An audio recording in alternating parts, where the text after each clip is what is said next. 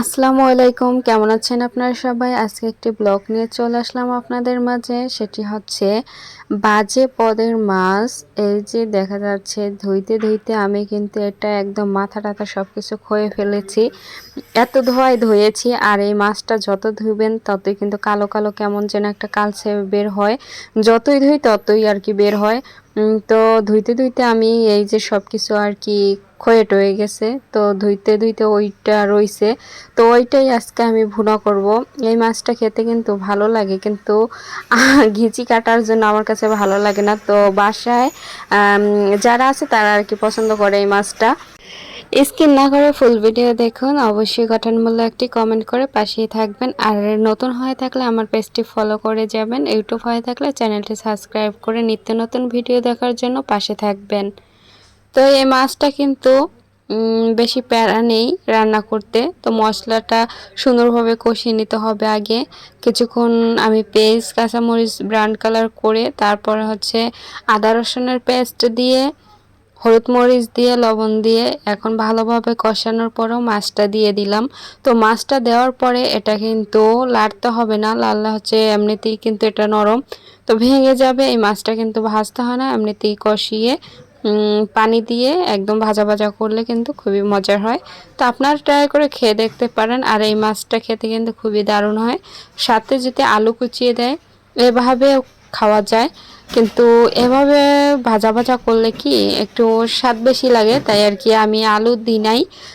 এভাবেই আমি এটা কিন্তু একটু লাড়া দিই নাই, এভাবে একটু কষিয়ে তারপরে পানি দেব একটু পরে। তো সাথেই থাকুন, দেখতে থাকুন, ভাল লাগবে।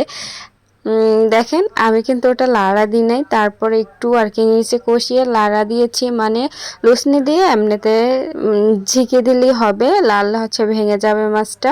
তো পানি দিয়েছি মিডিয়াম মতন, এখন এই যে ফুটে আসছে। আর বেশি ঝোল ঝোল করব না, আর বেশি ঝোল ঝোল করলে মাছটা কিন্তু একটু কাটা আছে, আর আমি কাটার মাছ খেতে পারি না। তো এটা ভাজা ভাজা করব, হালকা একটু মিডিয়াম ঝোল রাখবো। এভাবে খেতে কিন্তু খুবই দারুণ হয়। কে কে খেয়েছেন অবশ্যই কমেন্ট করবেন। আর দেশ বিদেশ যে যেখান থেকে আমার ভিডিওটা দেখতেছেন সবাইকে অসংখ্য ধন্যবাদ। ধন্যবাদ ছাড়া আমার কাছে আর কিছু গিফট নেই যে আপনাদেরকে আমি দেব, বলার মতো ভাষা নেই। আমার পাশে থাকার জন্য আপনাদের সবাইকে, বন্ধুদেরকে জানাচ্ছি অসংখ্য ধন্যবাদ। অন্তর থেকে ভালোবাসা, অভিনন্দন আমার পাশে থাকার জন্য। এমন সব সময় থাকবেন যেন আপনাদের ভালোবাসায় এগিয়ে যেতে পারি। আমার জন্য দোয়া করবেন, আমি আপনাদের জন্য দোয়া করি। দেখেন মাছটা কিন্তু হয়ে গেছে। এখন আমি ডিম আর কি ভেজে এটা আলু দিয়ে রান্না করব। এই আলুটাও কেটে নিয়েছি, এটা আর কি আলু দিয়ে ভুনা করব। আর ডিম যদি এভাবে আলু দিয়ে ভুনা করে অনেকের হচ্ছে পছন্দ, আসলে ডিম ভুনা করলে আমার পছন্দ লাগে না, আমি আবার ভাজা ডিমটা পছন্দ করি বেশি। তো যাই হোক, তো নিজের জন্য তো আর সব কিছু করা যায় না, ফ্যামিলিগতভাবে তারা খাবে এজন্য তো রান্না করতে হয় আমারই। তো আমি এভাবে রান্না করে নিচ্ছিলাম। আজকে কেমন লেগেছে আমার ভিডিও তবু আপনারা কমেন্ট করবেন। আর অনেক শব্দ হচ্ছে, গাড়ি যাচ্ছে এই জন্য।